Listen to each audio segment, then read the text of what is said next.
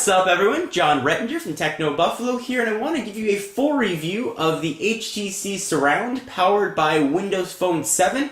I know a lot of you are interested in the operating system, and this is one of the flagship devices on AT&T. Let's go ahead and see if it's worth your hard-earned $199.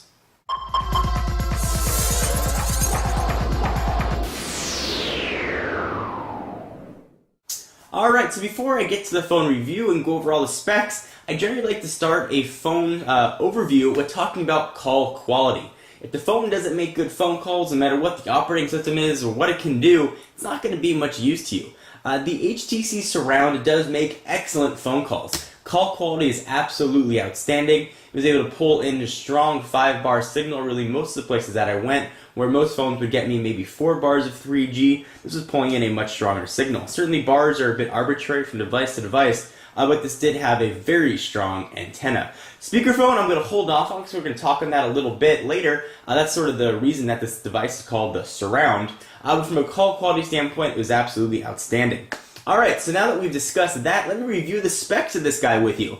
It has a 3.8-inch, that's diagonal, WVGA resolution screen, which means 480 by 800. It's got a 1 GHz Snapdragon processor, which is sort of the minimum requirements for Windows Phone 7. And I will say the Snapdragon processor feels very fast on Windows Phone 7 devices that I've tested. And that would be the HTC Surround and the Samsung Focus. Really seems to be optimized. It feels much zippier than the Snapdragon processor feels on even an Android device. It has 16 gigs of internal storage, 512 megabytes of ROM, 448 of RAM. It's got on the back a 5 megapixel camera, which will do autofocus, LED flash, of course, and a video capabilities, which will record at 720p.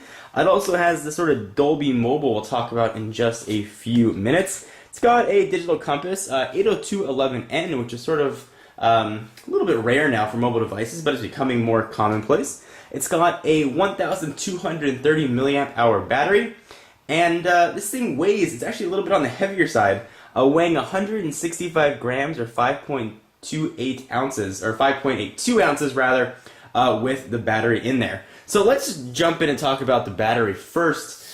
This is a very media-centric device. If you saw my overview on Windows Phone 7, you know this phone does a lot of stuff with these live tiles playing information. And even though it doesn't have multitasking support for third-party applications, it does a lot of stuff in the background for the native apps, and that sucks battery. This 1,230 milliamp hour battery, you're going to have a hard time getting through a full day of use. With regular email and having to sort of send push messages, using the phone probably 2 to 3 hours a day and sort of checking and replying to email and doing some light web browsing, by the time the end of the day came around, I was searching for an outlet because I thought this was going to die on me any day, or any minute rather. That was typical of pretty much every day. So if you are going to use this device, you may want to consider picking up an extra battery or really monitor how you're using the phone.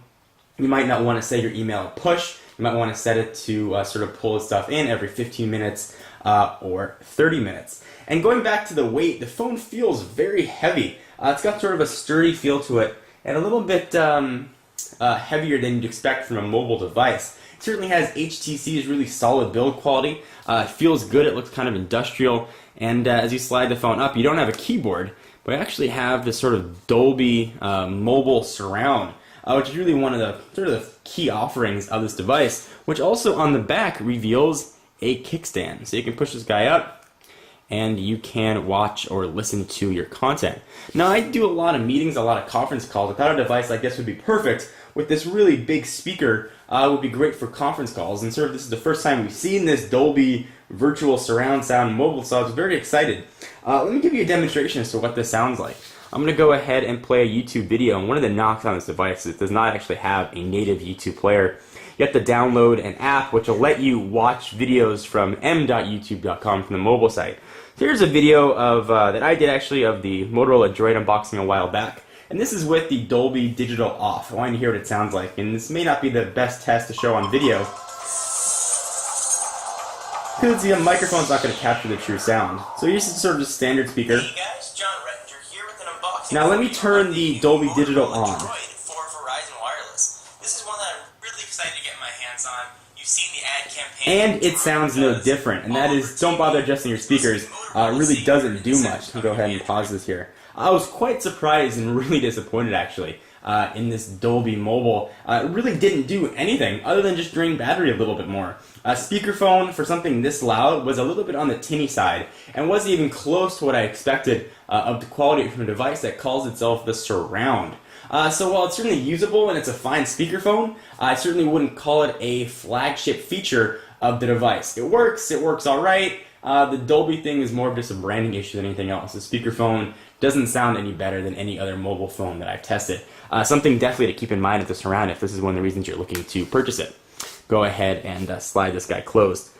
So Microsoft has sort of put in limitations for what phone manufacturers can do with the operating system as a core, but what sort of separates Windows Phone 7 is that these manufacturers can make their own sort of hubs, and HTC has sort of done that right here. So your experience using any Windows Phone 7, the operating system is going to look the same.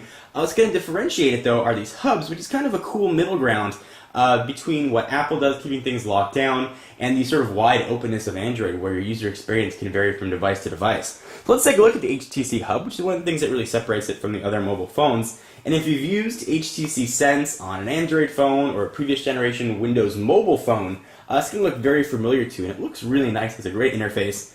You actually have access to download exclusive HTC applications, which you can see right here. So you've got a sound enhancer, stocks, photo enhancer, and there's some more. And when you go into the marketplace here, you actually get a separate almost app category for your particular manufacturer device. I'm going to go ahead and open up the marketplace here. And you'll notice that there is a separate category for HTC. If you're using a Samsung device, it'll say Samsung there. So go ahead and jump on into apps. And you will see that, which is kind of neat. It lets you get sort of that custom experience that you want from your phone that you don't really expect to get. So you get sort of a different way to get your applications. Here you've got the application store, and you go ahead and download these sort of HTC applications that won't show up on other devices. And that would be most particularly the HTC weather application and such. Now I'm sure there'll be ways around that, but for the most part, that's the best way to get on here, sort of have the manufacturer put out these applications. So you can sort of download all these, and they work very well. They're sort of nice. You can get some more photo enhancement features, sound enhancer. I'm not going to go through the nuances of each application for the interest of time, but suffice it to say, they do work well, and you sort of control the customization of your device, which I really like. I'm going to keep this sort of not a review of Windows Phone 7. I did sort of an overview and a review of that, but sort of a summation is I really like the operating system. I think it's got a lot of potential in the marketplace. It's certainly new, and it is sort of striving to find its own, but I think by the time we get to version 2 and 3, it's really going to be a competitor. The browser works well, the internet speed is very quick, pinch to zoom works fantastically. I've sort of demonstrated all that in previous videos. I will say as a whole package, the HTC Surround is a great phone. The screen looks bright and vibrant. However, if you're sort of looking at it in the cache of other AT&T devices, when you look at the Super AMOLED screen of, say, the Samsung Focus, you can really see a difference here with the quality, even though the resolution is going to be the same. So the screen quality isn't necessarily going to blow you away with the way it looks, but it is very passable, and it has a nice resolution compared to other mobile phones. It's a bit on the thicker side. Let's do a quick size comparison here. So here we've got an iPhone 4. Screen is just a little bit bigger here on the HTC Surround at 3.8 inches. But if you go ahead and stack them, you can see there's quite a big thickness difference. And that's sort of a size device you'd expect to have a full slide-out QWERTY keyboard, whereas instead you just have that surround sound speaker. I would have much rather had a thinner device and a standard speaker, or the same size with a full QWERTY keyboard. Take a look at it next to the little bit larger here Samsung Focus. This has a 4-inch screen.